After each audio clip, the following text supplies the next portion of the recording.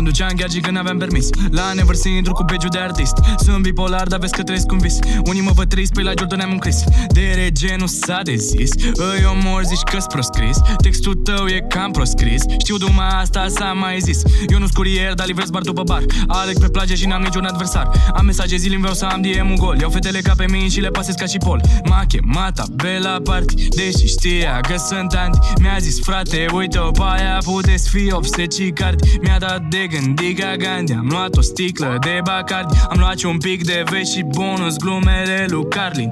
Am mers direct pe plajă, bună îi zic sunt DRG. Nu-ți mai povestesc nimic, că restul e istorie. N-am crezut.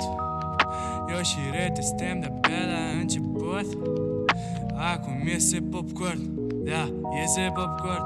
Suntem gata să o dăm, da, iese popcorn, yeah. Totul era super deep, nu te mai gândi la throat.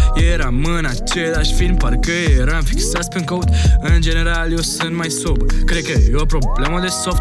Nici nu mai știam cât e ceasul, parcă se făcuse 8. Rare ori pare că pierd timpul, mă visez în Monte Carlo. Dar n-am pe nimeni la brațe, o ratez ocazii ca Ronaldo. Mai scriu versuri de genul, fiindcă au efect placebo.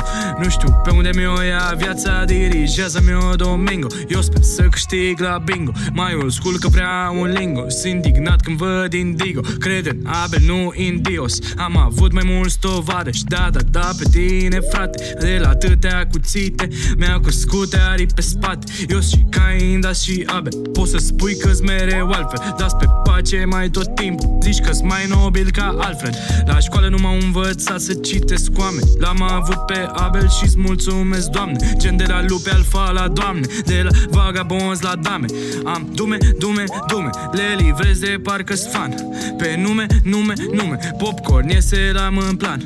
Pe bune, scriu dimineața la prânz trag. Am renăscut în Morning Star. Uite-te pe cer să vezi când apar.